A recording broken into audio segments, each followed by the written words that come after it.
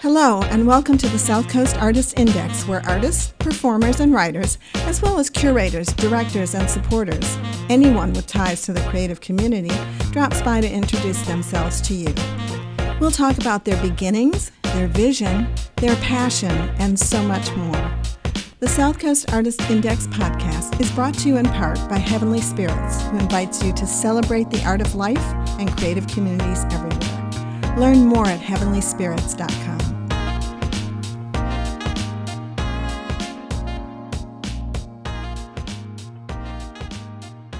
Hi, this is Ron Fortier with another In Focus podcast brought to you by the wonderful sponsors at Heavenly Spirits Imports, and it's sponsored in part by a grant from the Mass Cultural Council and our local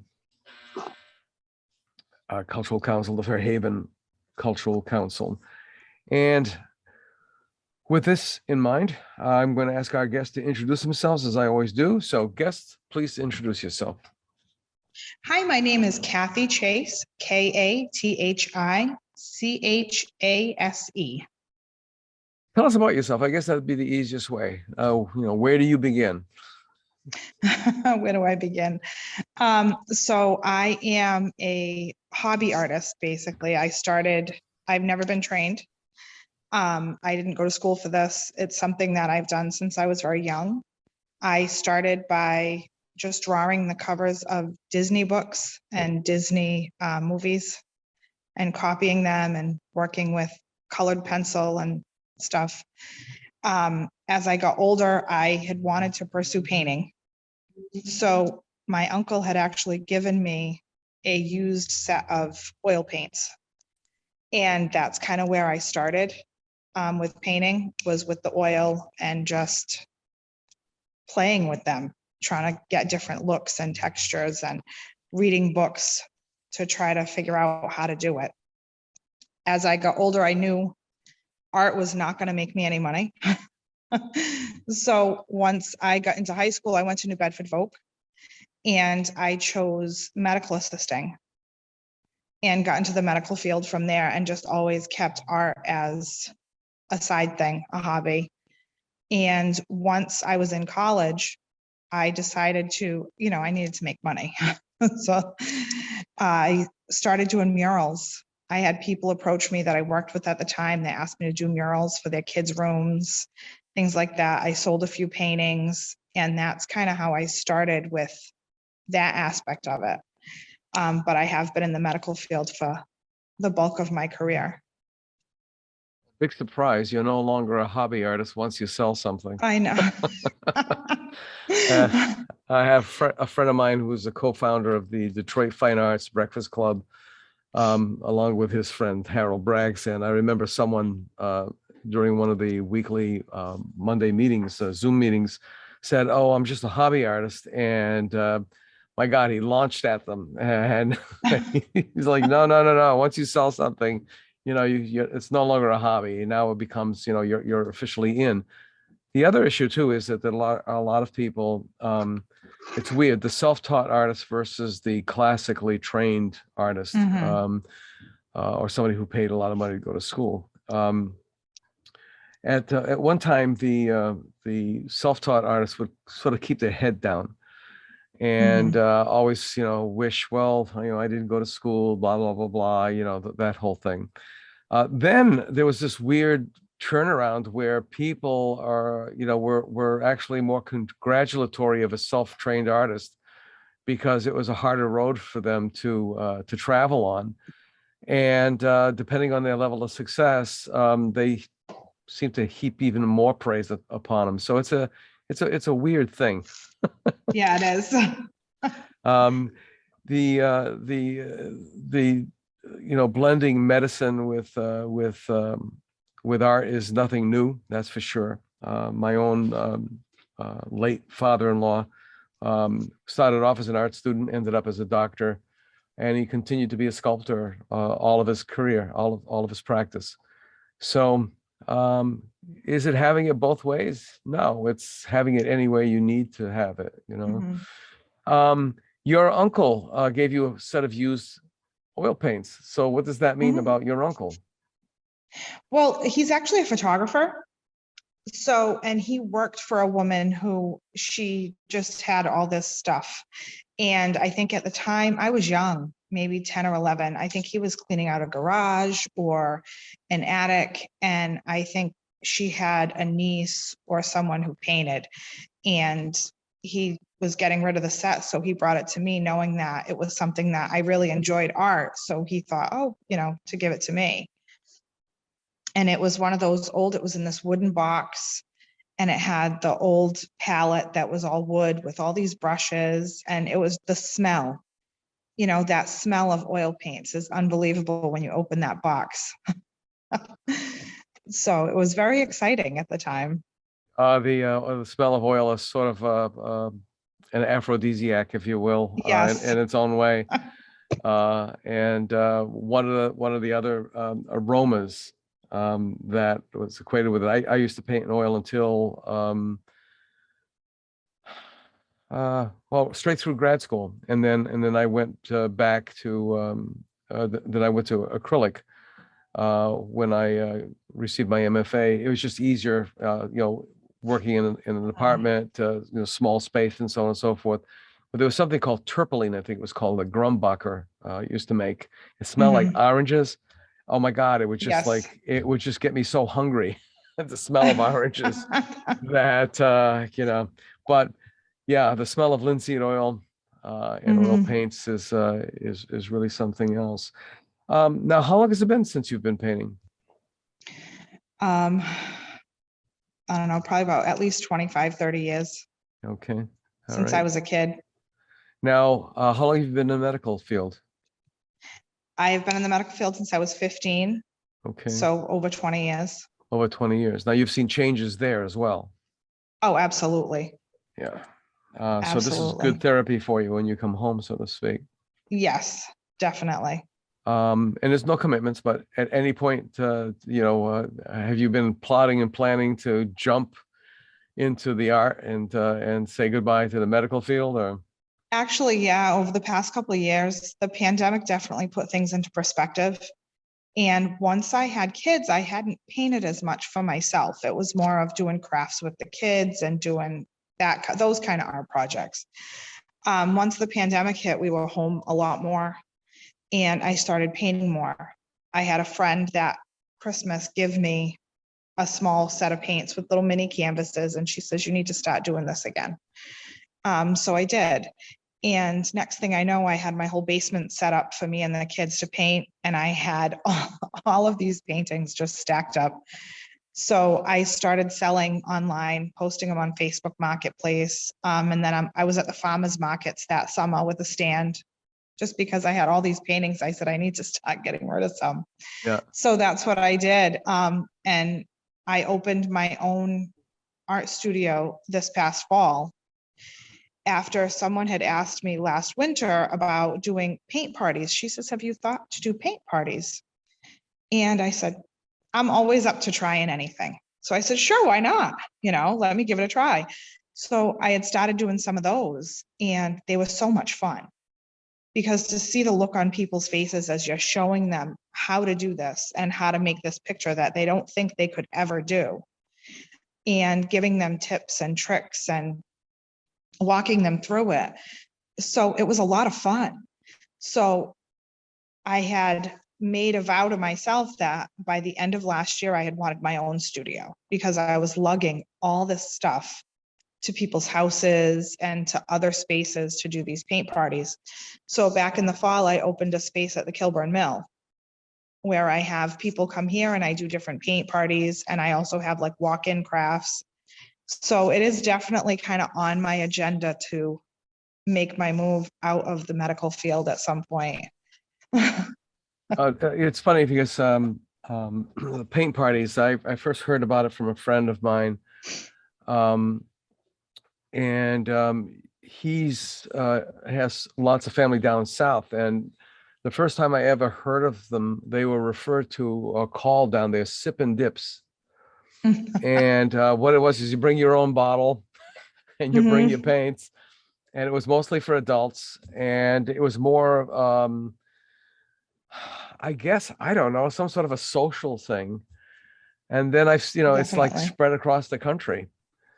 And um, and I never much thought about it, but then it wasn't until you started explaining your experiences with it that, okay, to a trained, academic painter, with an MFA and such, you look at those things a little poo-poo, Mhm. but then I don't know whatever it was that you said triggered in me that for some people, you've unlocked a whole door in their Mhm. mind, in their psyche. You showed them something, as you said, that they thought was probably impossible to do. Um, and regardless if you're self-taught or if you go to school, it is really a lot of trick. I hate to use the word tricks, but it's light and dark. Mhm. Um, there's a principle called crap, and it was developed by a woman who was she was from University of Arizona. Her name was Robin Williams. And I'm sure she spent a lot of her life going, no, not that one. I'm a woman. And she was asked to create a course for non-art majors, how to teach graphic design to non-art majors. And she must have wondered, who did I tick off in the department to give me this task? But there's a long story behind it, but she came up with crap, which is a We great, all come up with crap. we all come up with crap. It's a great acronym. Contrast is the first C. You have to have contrast, and the contrast can be light, dark. It can be near, far. It can be, Mhm. whatever the contrast is, large, small. The other letter, the R, is for repetition. And anything that's important is repeated. If it's not Mhm. important, why would you repeat it, right? So if you look in a painting and you see, repetitive strokes, like you're painting waves on the ocean, or there's certain strokes that have to be repeated, right? The A is for alignment, how things are laid out or composed on the Mhm. two-dimensional picture plane. And the P is for proximity. Things that are closer to each other have a relationship, and things that are further apart don't have relationships. And they also cause and a lot of these overlap because of the proximity. A small item and a large item will now look near and far. Mhm.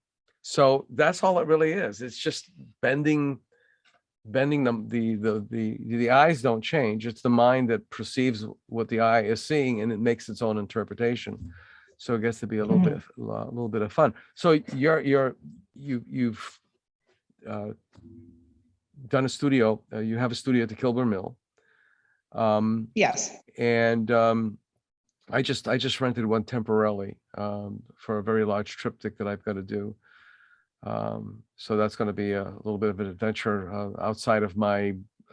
Unfortunately, my studio has gotten it's the walls are getting smaller. It's coming in closer.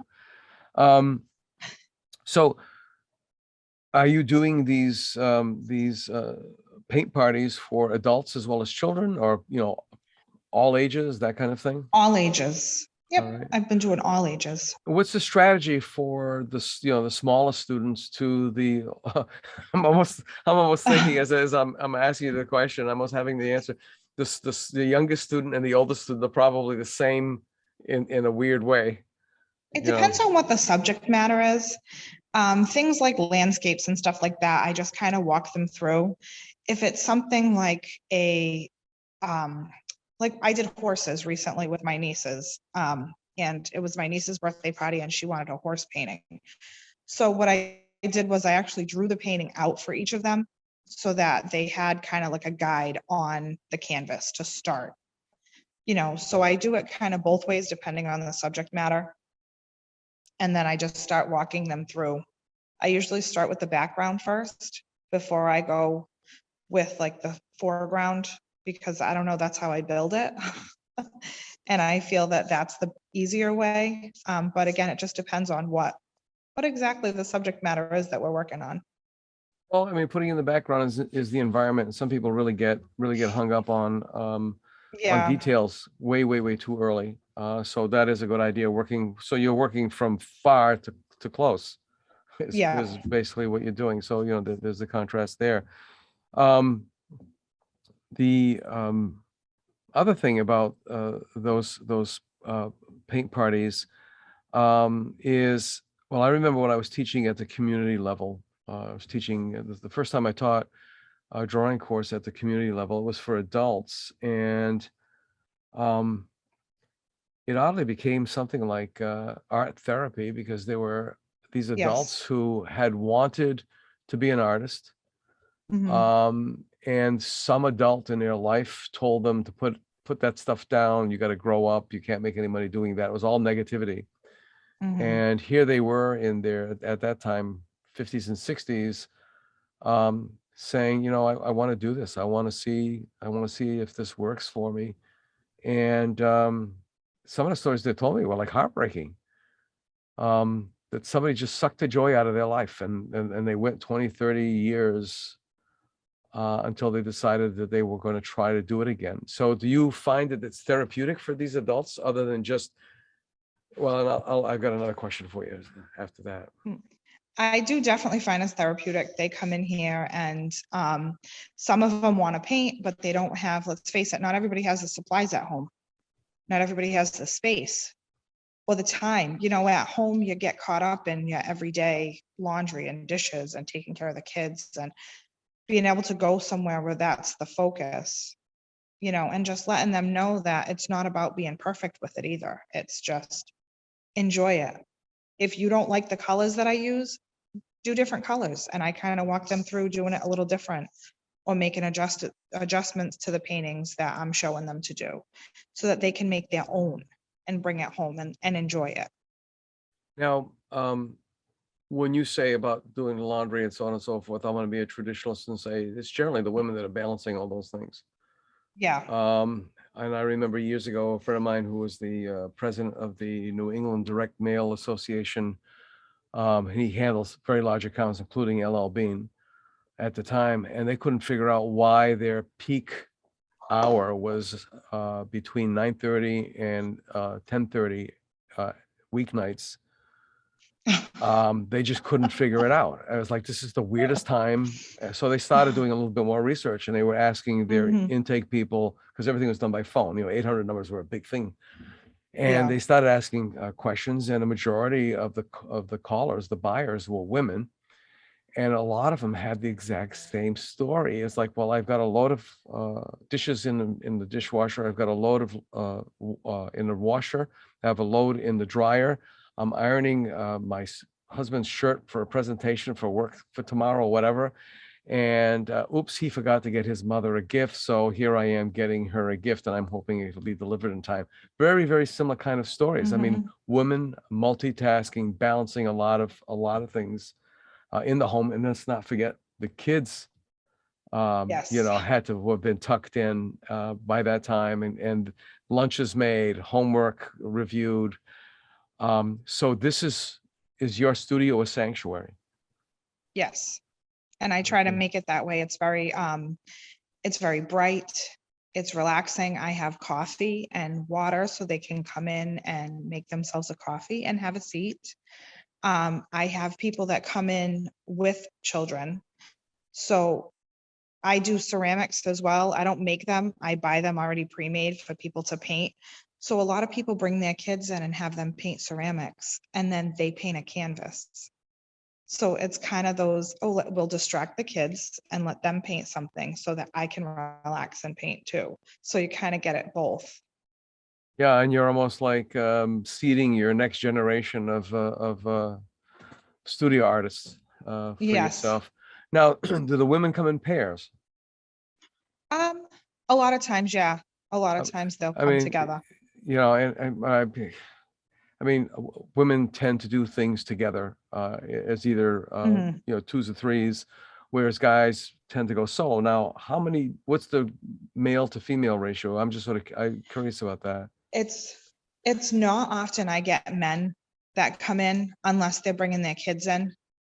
They'll come in with their kids, or I have had women bring in like their boyfriend with them for like a paint night. Mhm. They've done that, but it's definitely the bulk of it is women that reach out, that come in.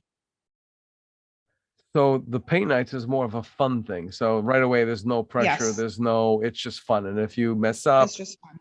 you're having fun. If you do Yeah, well, you're having fun, right? yeah. Oh, that's pretty interesting. Where do you see all this going? Um, I don't know. I'd like to actually, on my agenda is to reach out to the local schools, to talk to them about either possibly doing fundraising opportunities or trips with the kids to bring them in to do painting as well. I want to reach out to some of the local, like senior centers and things like that, because they're always looking for things to do with the seniors. And I know that there are some day programs for adults, like adult day programs out there with handicapped adults, that they're always looking for things to do as well. So I'm just kind of making my list of contacts to get out there to and making the rounds. Um, I know you'd sort of be breeding your own competition in a way, just like beauticians do. I mean, beauty parlors have to have a student come fresh out of school Mhm. to work a chair for them for a period of time before they get their license, and then basically, and real estate agents are pretty much the same thing too. They're training their own competition, but um, in a way, there's so many of these nursing facilities and daycare for children and for adults. You could almost become a trainer of people who do what you do. It's mostly art therapy. Mhm. It's not that serious. And when I mean serious, I don't mean valid. I don't mean not valid. Um, it's not that art school serious kind of stuff. This is, you're having Mhm. fun, you're expressing yourself, and some people will never get it, I'm assuming, and there are some people who pick up on it right away, and you've just created a really happy person. Mhm. And it's funny because even the people that have difficulty, they've, I try to get them almost like to laugh at themselves. Hmm. It's not that serious. It's not that stressful. It's not meant to be stressful. Hmm. So if you can't get that exact little detail that you want, it's okay. Paint over it, change it Yeah. to something else, and I think people go into certain things and they get so hung up, like you said, on those details, on making it perfect. And let's face it, everything about our life is making things perfect, getting them right, getting it done, getting that end result. And this is something that they can just come in and enjoy and do at their own pace and do it the way they want to do it. And there's no right or wrong with it. They can just enjoy it. Yeah. Um, what's what are some of the stories that you can share with us about adults who you've set on a new path, you've opened the door, or, any of the cliches that you want to, you can think of? I've definitely had, it's been fun, doing this. And we did one that it had like silhouettes of little birds in a tree. And these people were looking at me and they was like, there's no way in hell we're going to be able to do those birds. And I said, it's okay. We'll get there. And the look on their faces when we got to the birds, they were like, we did it. We did the birds. Like, oh my God, I didn't think it would actually look like a bird, so that was exciting. To see like their faces as I walk them through and tell them it's okay. And they actually got it. And we're excited to see the end result. It's like self-defeated before they even started, huh? Yes. Wow, that's And interesting. recently, my niece's birthday party, I was walking the kids through the painting and my mom was completely amazed. She says, you're telling them what to do and they're actually doing it. And it's actually coming out the way it's supposed to. And I said, yes, this is what we're doing. Yeah, yeah. So it was nice to kind of see my mom amazed that I was actually doing this. No, the younger kids, there was recently an article and an editorial in the New Bedford Light which is an online publication of what's going on at UMass, Dartmouth, the College of Visual and Performing Arts, CVPA. Enrollments are down everywhere. That's a trend that's been going on for a while. It wasn't just the pandemic. I remember when I was teaching, there were kids in my class who were the youngest ones or the last ones. Mom and dad, remortgaged a house for the siblings, for the elder ones and such. And now these kids are pretty much on their own because this was like around 2007, 2008 when the recession first hit. And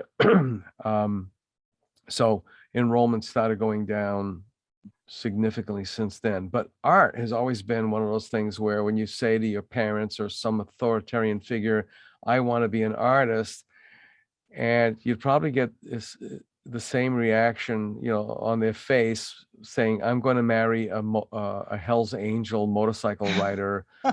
Yeah. Yes. That's what prevents a lot of people from going to school. Plus, my goodness, it's not a cheap gamble anymore. No, not at all. I tell people and the younger ones, their jaws drop. I went through 4 years of what was Southeastern Massachusetts University. My first year was the last year of SMTI, Southeastern Massachusetts Institute of Technology, and then they went over to the university status. And all 4 years, the sum total, the bottom line on the receipt was $2,400. Oh my God. Now that's not even a semester. No, my God, I don't think you can get books for that much money. No. And so obviously now there's, you really have to have a passion, a drive, parents who are well off, other means of support, in order to get, it's a gamble. It's a huge, huge gamble to do that. But there are now people like yourself who have gone into another field and they're saying, right? Yes. It's exhausting. There's a high burnout rate, especially if you're in the medical field. By now you're done. The pandemic did a lot of people in the medical field. And I think it's just really caused people to look at things differently and readjust their situation if they can. Yeah, my granddaughter was in medical assisting at Vocational. She had her plans, what she was going to do. Ended up going in the Navy because she wanted the Navy to subsidize her education. She's at Southern California now at Long Beach for her BSN. She just finished a rotation at the Veterans Hospital, and she said, wow, I got a couple of weeks before I got to go back to these 40-page medical plans or whatever she was talking about. She was already burned out, and she's a driver. And this, the reason why I bring her up is ever since she was young, she could bake and decorate a cake where people thought the cake came from a boutique bakery. Oh, wow. People like, Callie did that? So the art, then, it's not just teaching people how to paint boats in water or kitty cats in yarn or bowls of fruit or sunsets. You are the teacher. You're the one that's sitting in that room right now and doing well enough, obviously, to afford your own studio. What is it? What's causing people to say, pardon my French, screw it? I don't know. I think right now people are, wanting to take more of a risk at different things. They want to try different things. They've been holed up in the house for the past 2 years. So especially now, they're just like, get me out of this house and let's try something different. And like you said, everybody has wanted to do art. Everybody has some sort of artist in them. If you look at back people want to draw, they want to paint, they want to, do all this stuff, but they've either been told they can't, they've been told that there's no money in it.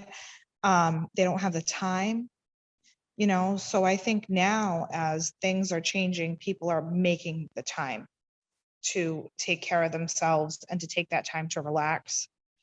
Especially if they're in a high stress job, they want to have something that is an outlet, and come into a place like this. There's no pressure. It's just that relaxing. Just come in and sit and I'll walk you through it. And if it doesn't come out right, then who the heck cares? It's okay, Yeah, So, and it's it's only not paint. that, Yeah.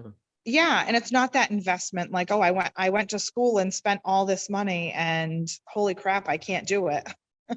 It's just a class that they're coming in just for that moment, for that day. There's no long-term commitment. It's literally like 2 hours, come in, sit down and paint it. And if you don't like it, don't come back.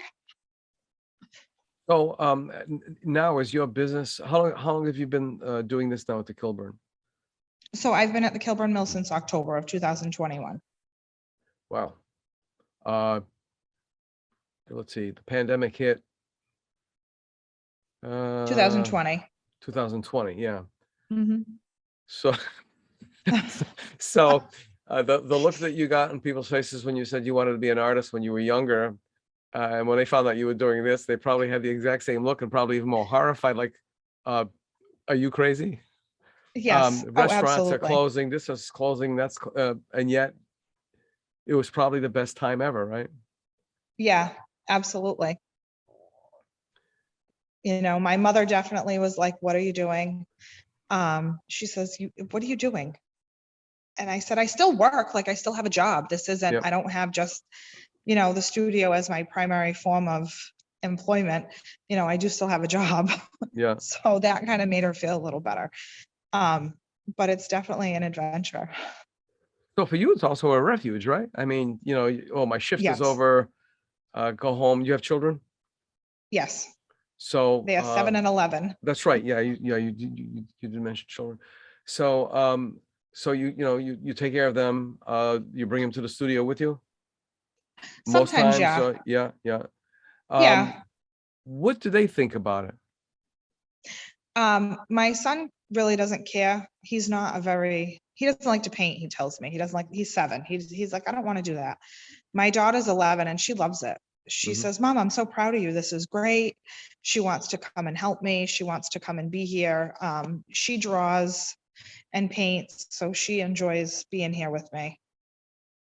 That's really, really interesting. The next step at level, I mean, once you get these paint parties, like you said, it's an open agenda. There's no to use the quote unquote formal classes where you sign, and a lot of places still do this, you sign a contract, you put a binder or a deposit down for 6 classes for X amount of dollars, and no refunds after the first class. And you show up, you don't show up, you hold on to the deposit, and so on and so forth. There was one time where the only thing that was holding people back was commitment. Has that changed? Yeah. I don't know. I know for me, I don't have them there's no commitment. They just come in. A lot of my paint events are walk-in. People can buy tickets ahead of time, but they don't have to. They walk in, they paint. Some of them just come in that once, some of them don't. They come back. I have had quite a few people come back more than once to different ones. So I think people don't want to make that commitment. And I think that is something that I don't want people to have to sign up for a whole slew of classes because they don't want to. They like that flexibility of being able to pop in and say, okay, hey, I'm going to do this today. They like the open-endedness and not having of it. to pay. Yeah, and not have to pay like a big chunk too. Not everybody has that ability to pay off like, oh, I'm going to sign up for 6 classes and that's a big chunk of money, where they can sign up for just one and that's all they can afford. That's all they can do. Yeah. And there's no commitment. other than Mhm. class to class, right? Yes. What are some of the other things that you're thinking of introducing? And how, oh, okay, so Um, yeah, let me ask you that yep. question. What are some of the other things that you're thinking of introducing? Because, as you teach, you learn, right? Absolutely. I'm actually thinking of reaching out to some of the local Girl Scout and Cub Scout troops.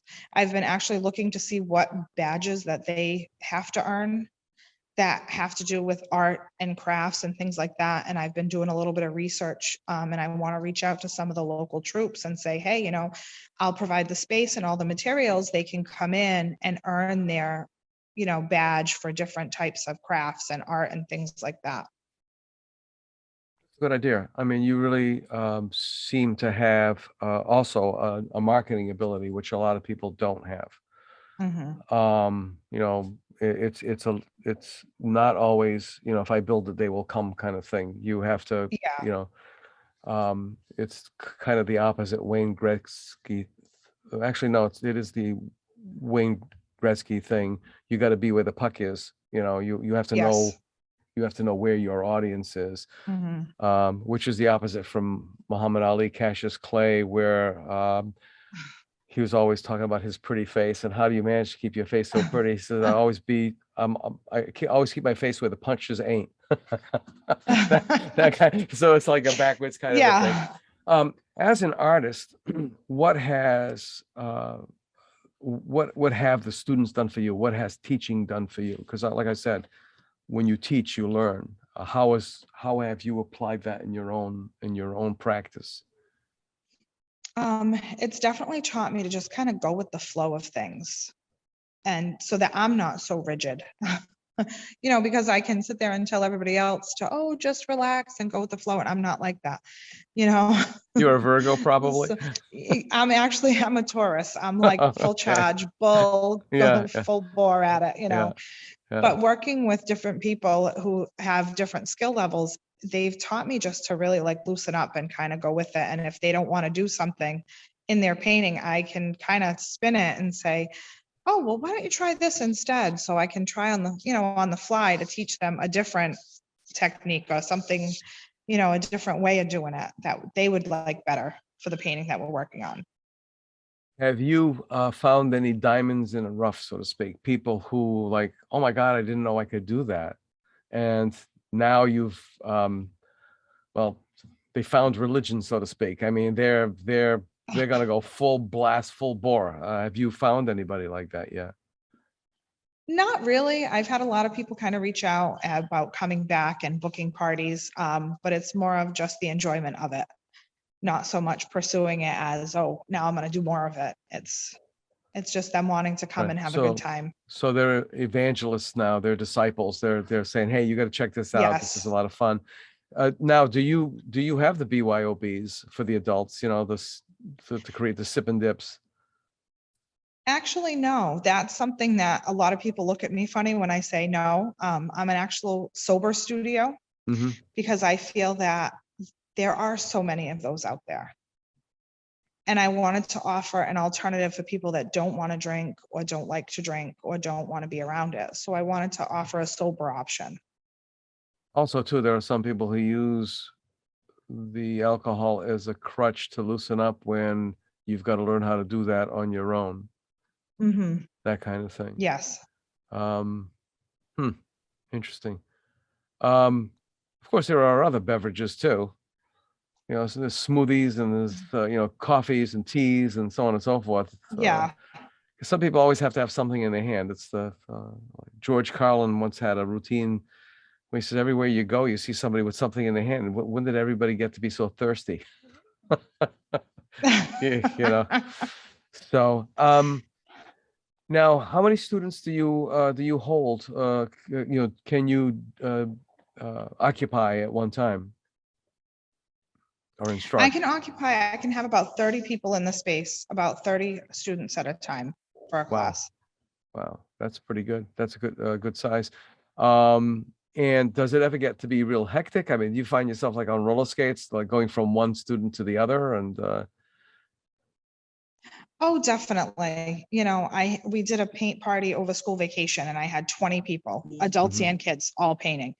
So I'm still kind of learning how to have it set up so that I can just I show them a piece, okay, while you're working on that, and then I walk around and offer tips or ask them if they need any help, and kind of in between, it's more of like letting them kind of lead themselves to show them, okay, this is what we're going to do, demonstrate it, and then let them go. And that's when I kind of walk around and observe and offer any advice or tips that, if they're looking for, I can see it in their face sometimes that, if they look a little lost, I can step over and say, hey, do you need help with anything? And give them a little bit of tips and advice to help them through. Did you ever watch Bob Ross? The Bob Ross? Oh yeah, absolutely. So what is it I even about watched his Bob Ross? documentary. Oh, that was nasty, That was wasn't it? interesting. Yes. It's almost like, I don't know. There's so much more to it, obviously. Yes. I mean, there are so many deniers of what's going on, and yet it's almost like political. Let's put it that way. It's almost like a painter stuck in the middle Yes, of these absolutely. politicians and what they did to him. But what was his magic, do you think?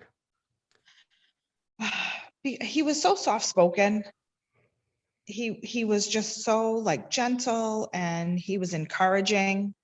Every video you watch with him, he's like, it's okay, you can do this. There's no mistakes. Oh, you made a mistake? No, just turn it into a tree.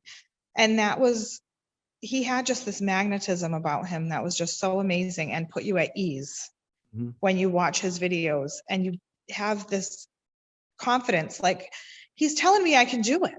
I can do it. He's telling me I can do it. So that's what was great about him. So what is it really all about? It's really not about painting. It's really not about art. It's a therapy of some sort, right?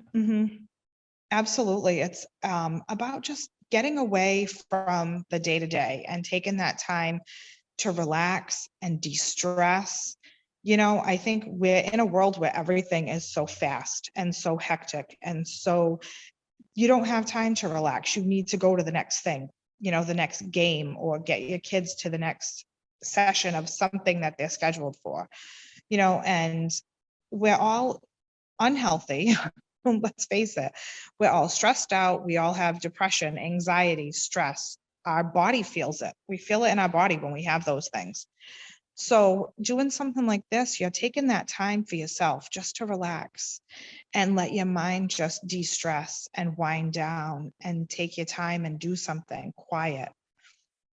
And I think that's important, to find that thing that you can do to relax you. And for me, that's this. And I hope that I can introduce that to other people too, that it's a good way to de-stress. The Abraham Maslow and his hierarchy of needs said the greatest need is self-actualization, and people making a mark on canvas that is unique to them, or is a symbol of a symbol of it's a triumph of some sort. I mean, that they actually did something that they didn't think they could do, or excuse me, something that they've always wanted to do, but we're never quite sure. So is there a fear factor that's involved in that? Oh yeah, I've definitely had some people that are afraid to, put paint to canvas because they're afraid they're going to mess it up. Oh no, but I'm afraid to put it there because then it's there. And what I try to tell them is that it's okay, because if you don't like it, you can just change it, paint over it. I've scraped paint off a canvas before with a palette knife, So, and that's what I try to tell them. Like, it's not about the fear. Like, don't worry, because it can always be changed. It's not permanent. Wow. Has any of your medical training and experience helped you in this new endeavor in teaching hobbyist painters? Has any of that leached I over? think so. I mean, you have to be I mean, I definitely think so. I think, I definitely think like the mental health aspect, being in the medical field for so long, I worked in pediatrics for 20 years, and seeing how the mental health of this country suffers, and how we don't have any outlets. There's so much that people can't access as far as mental health needs, so I'm hoping that I can kind of offer a little bit of that outlet for people who are struggling, who are trying to find a space where they're trying to relax and get rid of some of that stress. And that's what I carry over from my medical profession. Oh, because I mean, I know, you have to be trained as a trained observer to be in medicine. I mean, you have to, know if somebody's, jaundiced by looking at them, or pallid, or, blah, blah, blah.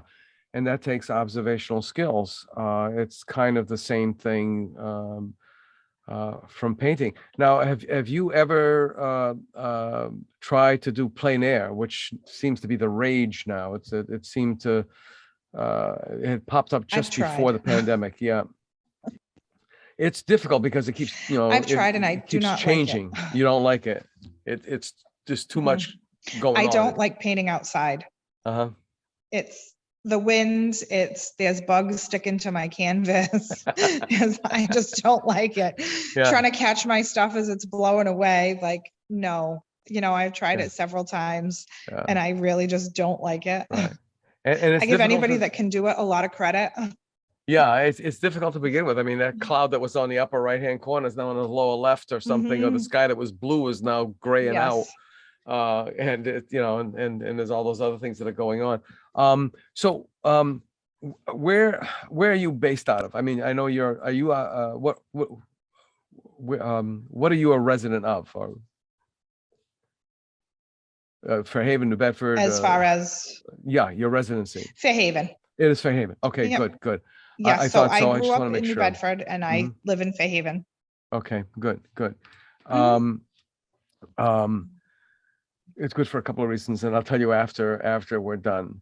But the other thing is,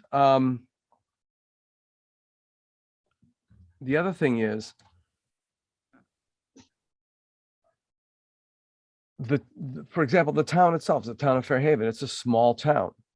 And Yes. do you find that coming from a small town has helped you accelerate your business plan a little bit more? Because, well, I mean, there's less people to get the word out there. The word spreads very fast in town. And any of those things. It's kind of difficult. I mean, it definitely helps being in an area where, my kids are in school, so word of mouth through the students, through the parents. I've had a lot of families that have sought me out through the school, the PTO. As far as living in Fairhaven, I don't have access to advertise my business on the Fairhaven Facebook pages because they only want you to advertise for Fairhaven businesses. So that kind of hinders a little bit. So I advertise more in New Bedford than I do in Fairhaven. Do you find, and this is, I don't want you to stick your neck out or anything like that, but do you find that the art curricula in most, K through 8 is, I was going to use the word lacking. Could it be better? I mean, I'm sure anything can be better. Anything, anywhere, there's room for improvement everywhere. I know that my kids go to East Fairhaven School and the art teacher there is wonderful. She does a lot with the students. I don't know about the older grades or the other schools, but I know that I really do like the curriculum at East Fairhaven. Okay. One of the reasons why I asked you about your residency is, and I don't like read those bios before I do the show. Oh, okay. Because it's, I mean, it goes into the historical record, but I like to do it all brand new. Is that when I was working for New Bedford Public Schools years ago, is when they began the itinerant teachers. So the schools lost their home-based art teacher and they had itinerants. They looked like the precursors to the bag ladies with shopping carts loaded with supplies, and they would go from one school to another. And that's pretty much around the time when I decided I wanted to get out, because it didn't seem like, it seemed like art was tolerated, but it wasn't really important. Where, oh my God, Yes. in a high school, we'll do whatever we can to maintain that football team. Yes. And I'm not a sports person, obviously. And sports are equally as important to develop, physical subjects are just as important as the art subjects. But I was just sort of curious about that. So you also fill an ancillary need, or you've got children where, even as wonderful as this teacher is at East Fairhaven, she only has them for X amount of hours. There's no more she can do than what she already does. So that those Yes. who are really, bitten by the art bug, or really, enthralled by it, they're super happy, and their parents are like, well, hey, as long as they're happy, because there are some parents that are like that, whatever, we'll do our best. It's more important that they're happy and aren't as successful as they could be in another field, versus they're successful in the field and they're miserable. Do you feel that you fill in that gap? Do you bring in the students to another level? Did you keep them going, so to speak? You keep I that hope tent up so. in the wind.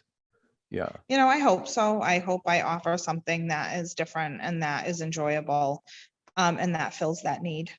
Okay. I'm always trying to add new paintings and paint offerings to, my classes, as well as the ceramic pieces. I'm always trying to bring in new stuff that sparks interest, that entices the people to come in and say, oh, wait, I can paint that and bring it home.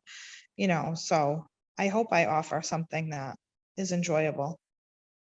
But now, have you altered or augmented your curriculum, from where you had started, because of expressed need? In other words, this is what you were going to do, but students started coming in and they started saying, hey, can we do this? Do you do this?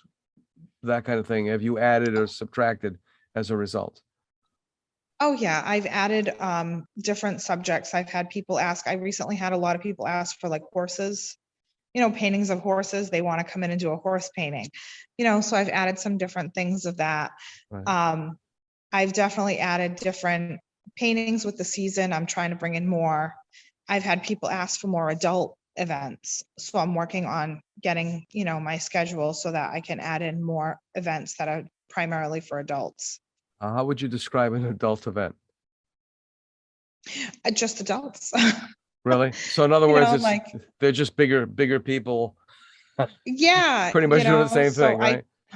I try to offer them at a time where it's, more like a Friday night, where the ones that are more family geared, I usually try to, do in the afternoon type thing. So it's just timing. Okay. Is there any new thing that you can reveal that you would like to experiment with or bring out in the near future?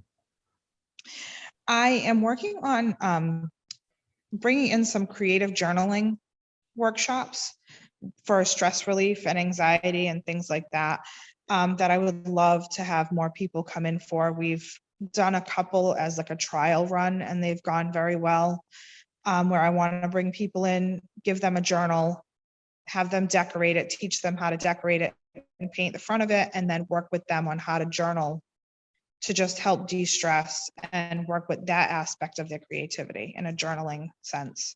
Has the journal taken over the old scrapbooking, which was like such a rage? And boy, God, it really got expensive too. I mean, you're buying a sheet of paper that you're going, are you kidding me? This is breakfast. This is for what I paid for this piece of paper, right? I know.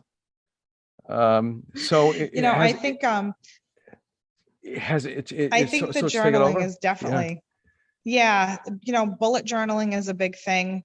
What's My bullet journaling? sister, it's basically, so the journal doesn't have lines like a traditional journal. It's like a dotted page, Mm-hmm. and you make graphs and you can draw pictures and you can use it in different ways. My sister is really good at that and she does a lot of those. So I've used her as a resource to help me kind of put together some classes where we can bring people in and show them how to do it. Mood trackers and different ways to use creative journaling, draw pictures and make graphs and use it to track different aspects of your life to help with different things like stress and stuff like that as well. So it's a diary with pictures. Basically. But it's a diary that other people can look at, obviously, because you're doing it with other people around. Yeah. Well, Yeah. That's really, really, really interesting. That's really, really interesting. I can't believe the time went by this fast. That's for sure. I know. Anything that I didn't ask you, anything that you'd like to say that you haven't said about you, and it's funny because you're in a medical practice, and as of late, the new term for artists are in practice as well. Yes. which is kind of interesting, right? Yes. Yeah. No, I think we've covered it all. I'm very excited to be a part of this. Thank you for having me on. You're welcome. I'm excited to be part of the art community that I had kind of stepped back from so long ago that I never really fully allowed myself to enter into, Yeah. So now being a part of it is exciting. Oh, excellent. And also too, you also became a checkbox for me too, because I got a grant to do 5 contemporary, meaning living Fairhaven artists and 5 dead ones. Those are the hardest ones to because you have to, there's some research that's involved and you have to find family and so on and so forth. So, you check that off. That's really, really good. And I think also too, you're the first self-described hobbyist that we've had. So it would be really interesting to see what happens in 5 years from now, or whatever, as you go along. And then finally, are you affiliated with the Emporium at the Kilburn at all with Karen Zukas, or? She is such a great resource. I do reach out for her, especially when I have people approach me for something that I don't offer. Yeah. I always send them to her because she's amazing. She's, such a great resource and she has amazing classes.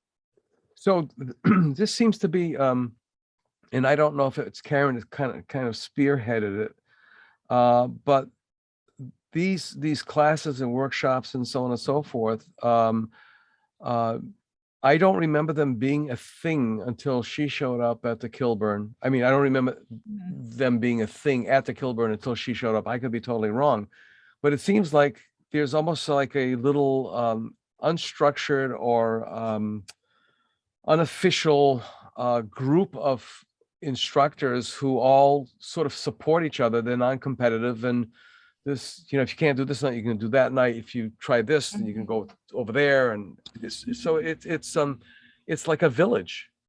Yes, and it's definitely an amazing community in this building because everybody kind of points to each other when people are coming in looking for something. If you don't have it, you just aim them in the right direction. Wow. And it's such a great community in this building. Wow, that's fantastic. That's fantastic. Well, Kathi Chase, thanks so much. I'm glad I met you. Probably see you scurrying in and out of my studio in the Artisan Center. I'm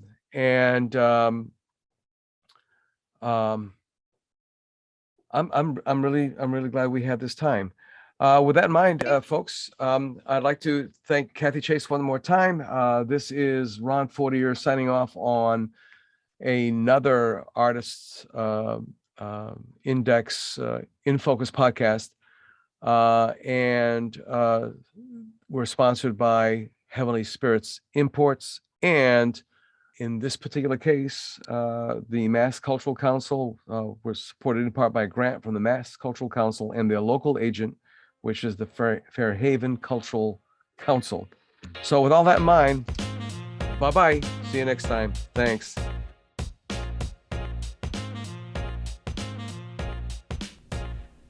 We'll see you next week for another episode of the South Coast Artist Index podcast. To learn more about the South Coast Artist Index, visit theartistindex.com.